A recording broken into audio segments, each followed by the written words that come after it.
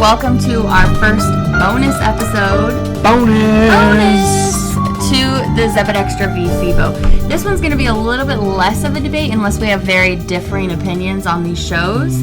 But you're only going to get this kind of episode about every 3 to 4 weeks. And basically, we're going to do a sum up of some TV shows that we've watched lately where we've only watched one episode. We're going to tell you what we think it's about and if it's worth watching more than just one episode.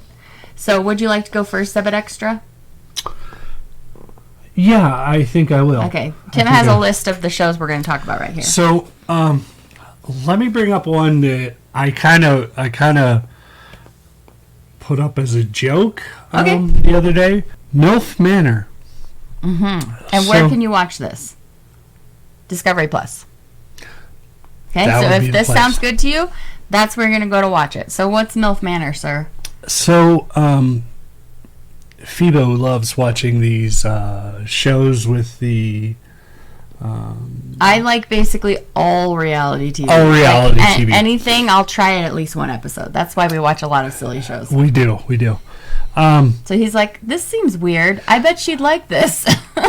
It was kind of a joke, though, because it was like the MILF Manor is a TV show about older ladies. Between the ages of 46 and 60, apparently. Yes. And they are they're in a manor. Yeah, in Mexico. Oh, okay, they're in Mexico? It's in Mexico. Okay. It takes place in Mexico. And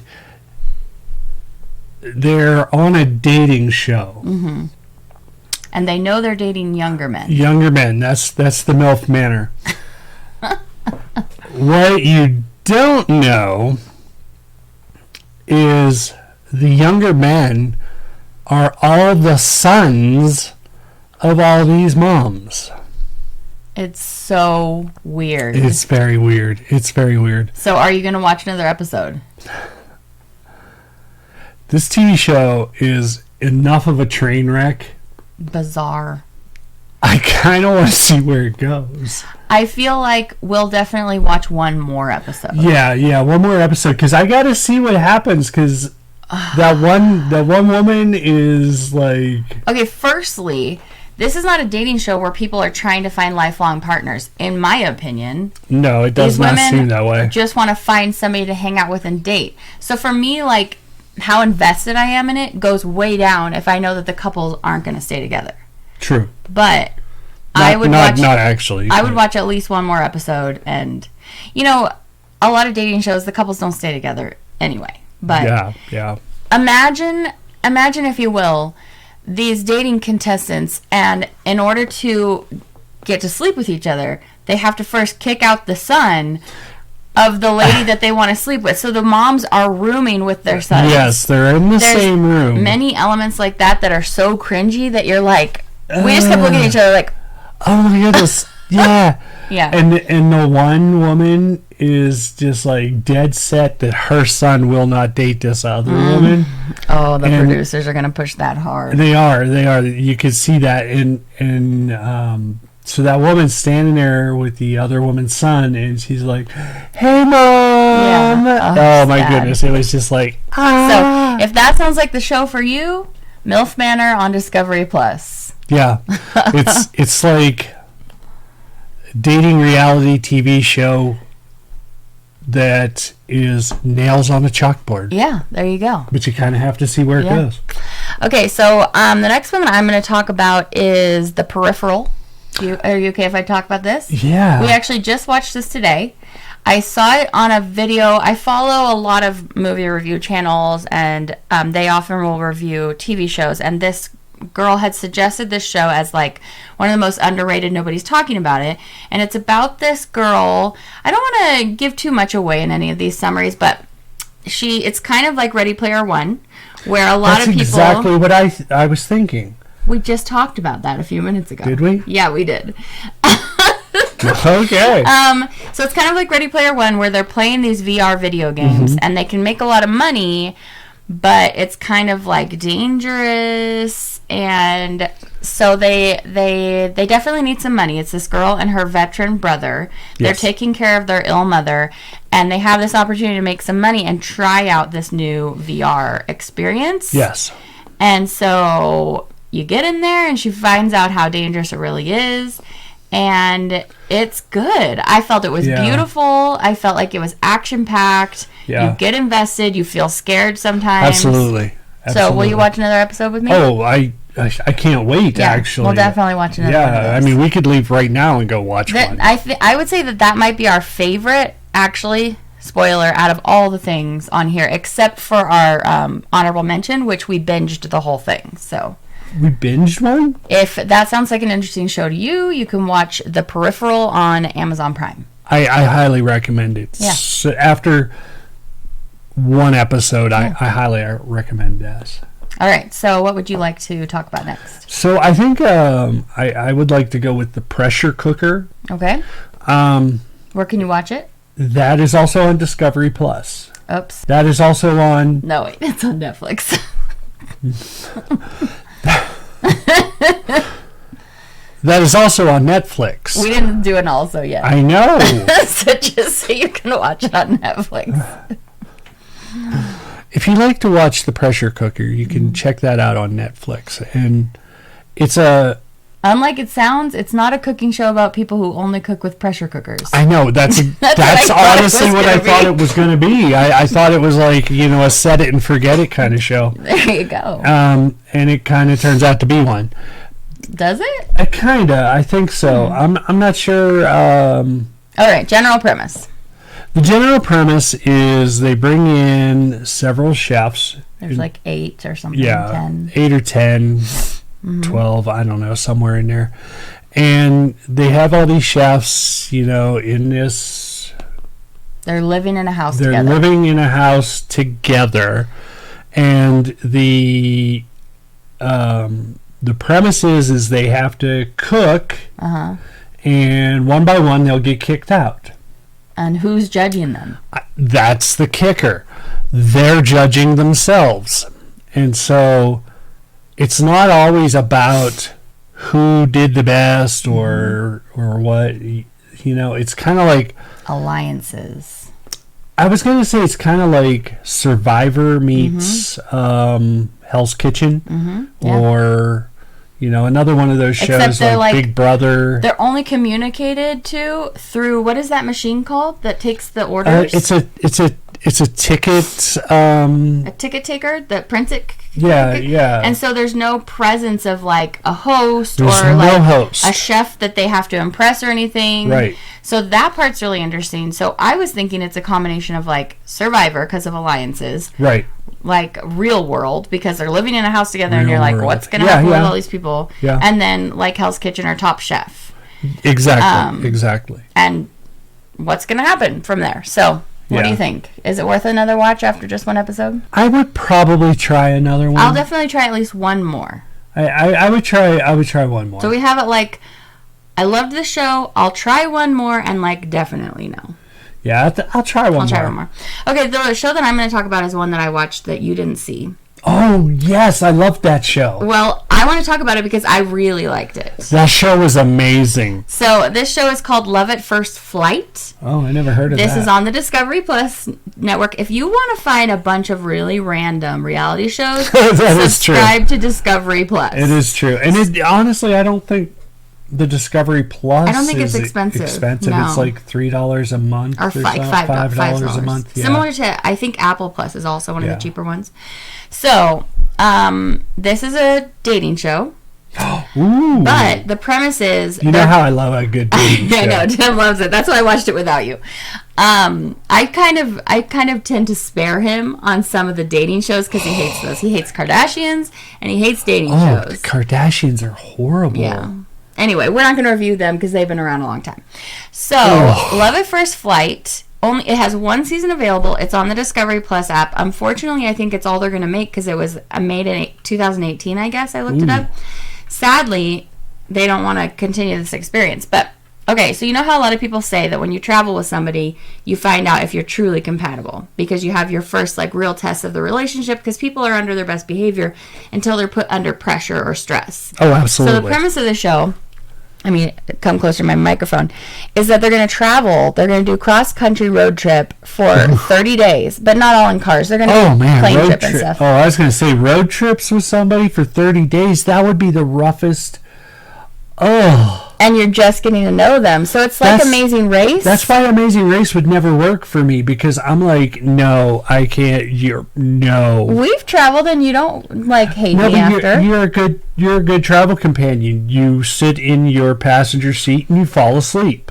No. Okay. On the road trip we took, I drove the whole way. On the last road trip we did, yes, you did drive the whole way. So there's 4 couples. They've been matched by a matchmaker who thinks that these are like going to be great matches. So it combines the matchmaking kind of reality show, which some people really like. It's a travel show, so they're going to all these different destinations, and it's a challenge show. So at each destination they have a challenge, and if they perform well, they get really nice accommodations. If they do badly, they have to like go to a hostel or something. Okay, so that I was going to say, how is that different than Amazing Race? Then? Right. So they're not competing against each other; they're competing with themselves for like the nice hotels everywhere that they go. Okay. So there's 4 couples. Some of them are already like total train wrecks. But I will definitely watch another episode. In fact, I already know. I'm going to watch the whole season. This kind of show is like literally made for me. So I'm very interested in it. Sounds like Tim will definitely not be watching this show with me. Yeah, doesn't sound like my cup of tea. Yeah, but I really like it. Or cup of tea. Your cup of tea? My cup of tea. Right. My cup of tea. What would you like to talk about? Let's see. Next on the list. Why don't you do this one that's underlined? Did I watch that? Yes, it is also on Netflix. Remember, it's Will Arnett, and he works in a police station, and he has guests. Oh yeah. I did watch that. So what's the name of this show? It's called Murderville. Mm-hmm. It's kind of like a slapstick on like the Murder, She Wrote kind of TV series. Mm-hmm. Will Arnett plays the plucky police officer, mm-hmm. and so basically what they do is they get the there's a celebrity guest. Why can I not think of the word celebrity? I guess I have to be one to think of like one. I don't know. So they get these celebrity guests, and they come in, and each episode has one celebrity guest. And they put them through this series of events that are all used to determine who out of the 3 people did it. Yeah. And I mean, it was really kind of comical the way they were doing it. And at the end of the show, the celebrity has to pick who they think did it. So it's like Clue. Mm-hmm. It's kind of like a Imagine you went to a murder mystery party, and everybody there was part of the cast, and you were like the spontaneous cast member. Exactly. So everyone in there is pretending that this is not a show. Oh my goodness! But the celebrity is like trying to figure everything out as they go along. Do you know what this reminds me of? The Man Who Knew Too Much. Too Little. Yeah. Yes. It just clicked there. Like very much like that. Very much. Except there's no real danger, of course. Well, I mean, honestly, in that movie, there wasn't a whole lot of real danger either because it was a movie. Oh, stop. Okay. Well, okay, so like in the movie, you're like, he could actually die. These people are going to kill him. But in this thing, it's, Yeah, there's no danger to this celebrity at all. So I think there's 2 seasons, and they're short seasons. There's only like 4 or 5, like 3 or 4 episodes each time. They have some like bonus. They had some holiday seasons. Yeah, the holiday. I think I was counting the holiday season as the second season. Oh, okay. So would you like to watch another episode of that, or kind of meh? I mean, that one's kind of meh to me, and I'm the same. And I love comedy. And I love mystery. And you do. And yeah. I don't know that I could talk myself into doing much more of that because it was. We watched the Conan like O'Brien episode. It was like a little over the top Yeah. with the comedy, you know, which is, I can't believe I just said that. Okay, so that's one that probably I would only watch if I didn't have much else to watch, which there's so many things to watch. If I was over at a friend's house and they were watching it, I would watch it. Okay. Would I necessarily go out of my way to plan a date night around it? Negatory. Yeah. Okay. So that's Murderville on Netflix. The next one we're going to talk about is, I'll go ahead and do The Hunters. This was a show that I saw on, was it Amazon Prime? I think it's Amazon Prime. I think it is. And it was like second season of The Hunters, and I saw like the trailer, and they're hunting down bad guys. It wasn't like super clear what they're doing. And then I was like, oh, this is season 2, and I clicked it off because I didn't want a spoiler of it. So I started season 1. So there are 2 seasons out if you want to watch it. So technically you've watched at least part of 2 episodes? No, because the trailer isn't an episode. It's just gotcha. Okay, gotcha. So this one we did watch together. Okay, so it's set in the 70s? Set in the 70s. I think that's what we decided. There's definitely, they weren't Russian spies. They were German spies that had infiltrated the United States, and it shows that they're like high up in the government. Yes. The show starts with like this big murder scene where you're like, oh, okay, there's some really bad people in this show. Just like out of the blue murder scene. Yeah, where you're like, okay. Yeah. It's supposed to demonstrate like how somebody can be deep undercover and you can think they're like a normal person, but no, they're not. He was not. They were not.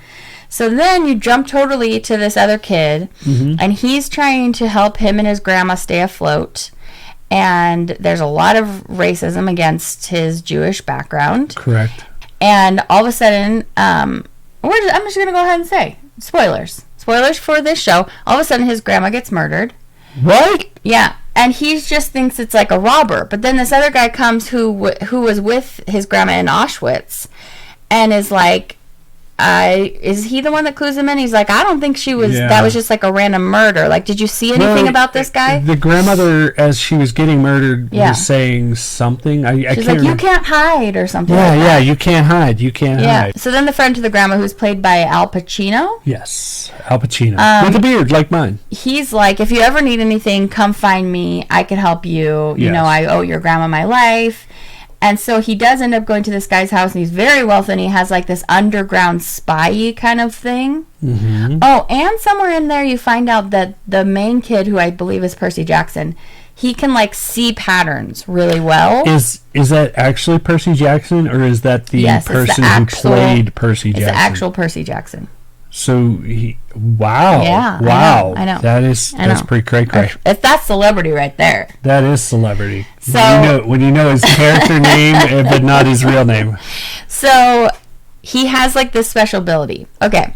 That's about all I'm going to say about the show. That's a good summation. I think I'm very just met on this show because I really wanted to see more of what his special ability was to make me really be like hooked. It didn't hook me like I wanted it to, because season 2 looks crazy. And so I got hooked by that trailer, but by this first episode I was like, I don't know. Yeah. Yeah. Yes. I can agree with you. I can agree with you on that. Have you thought about it since we watched it?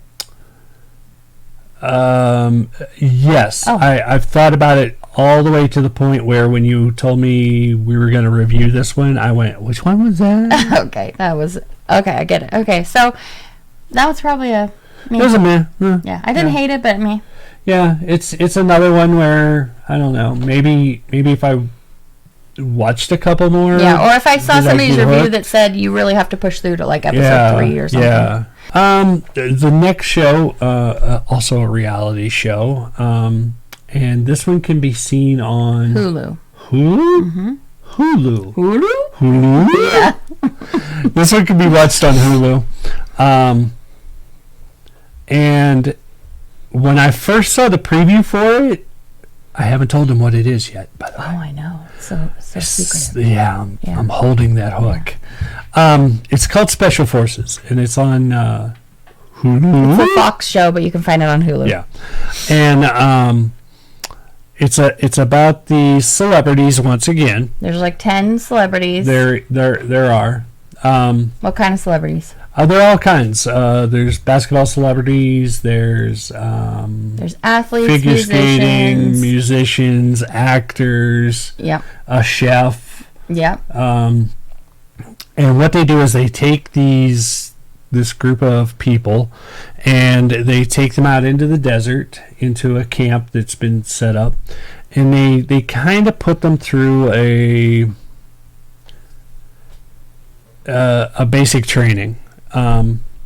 It's a little expedited, and it has some elements of special forces training in it as well.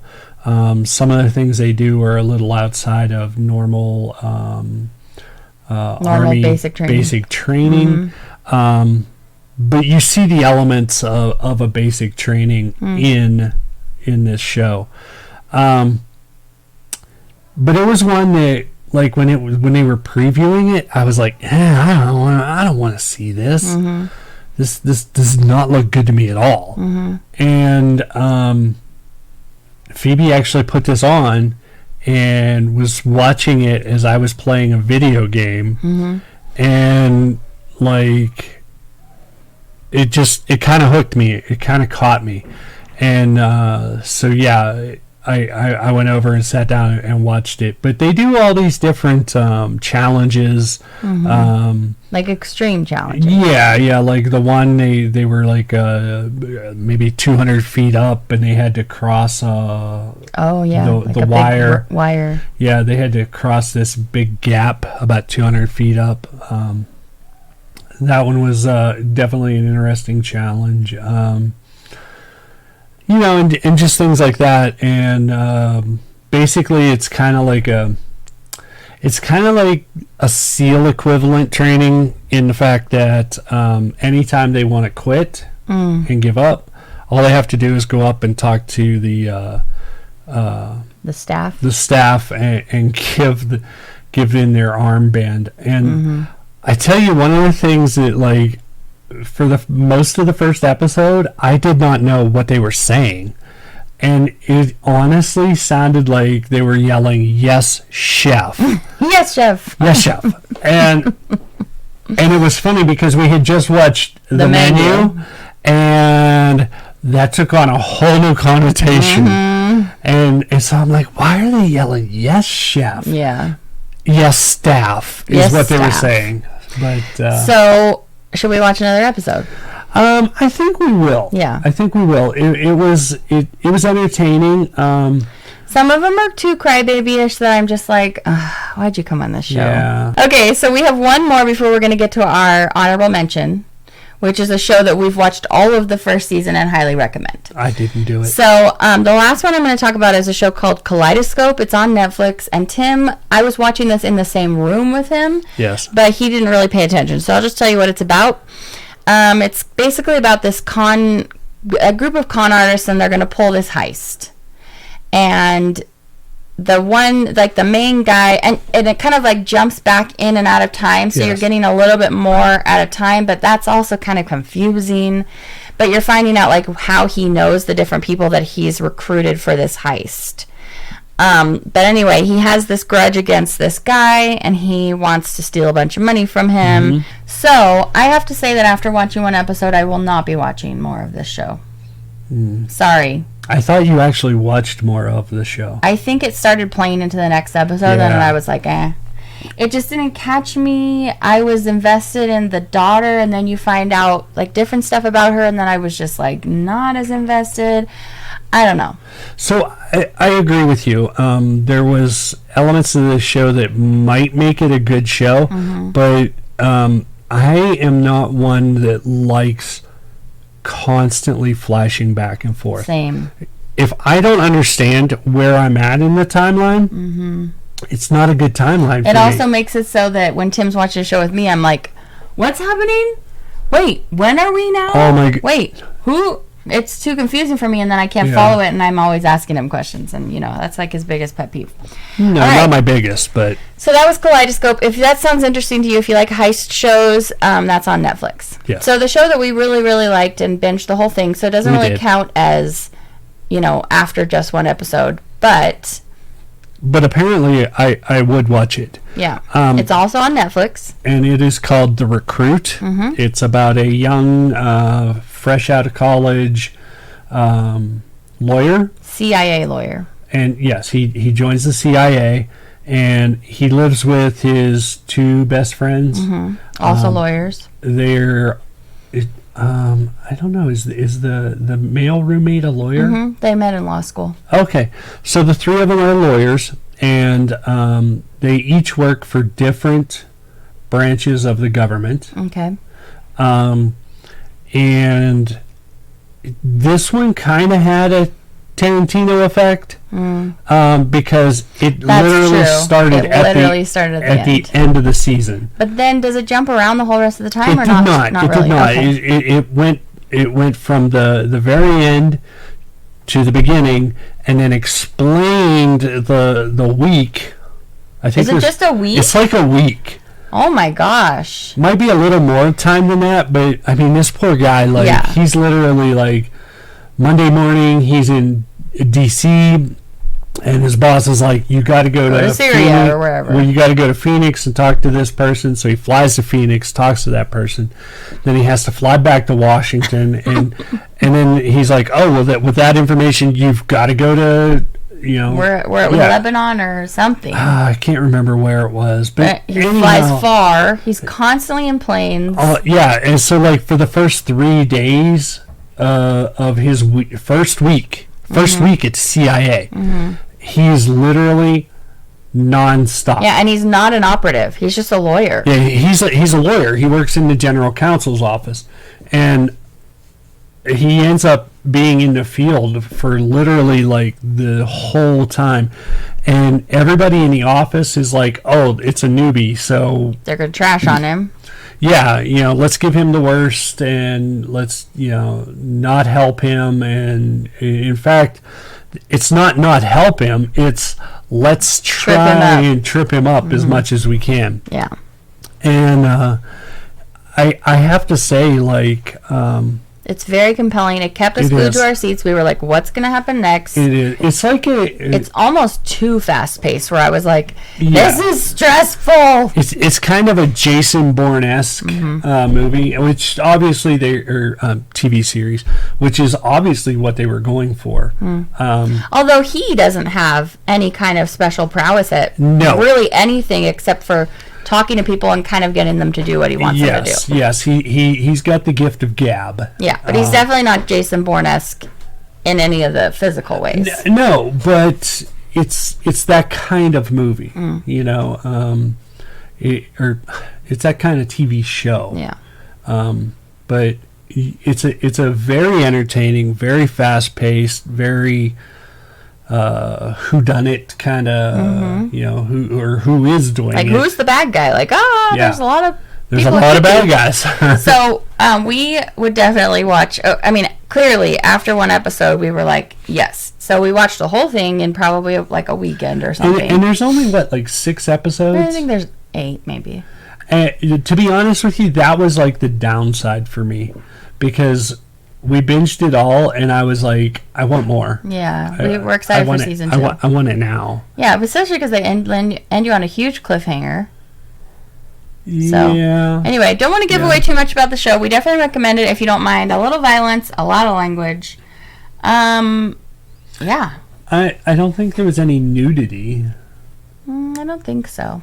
So, that is our first after just one episode. Yes. For you. We'll probably have these about every 3 or 4 weeks, and it's going to take us that long to dig up 8 new. Oh no, it will take me like that. Oh really? Yeah.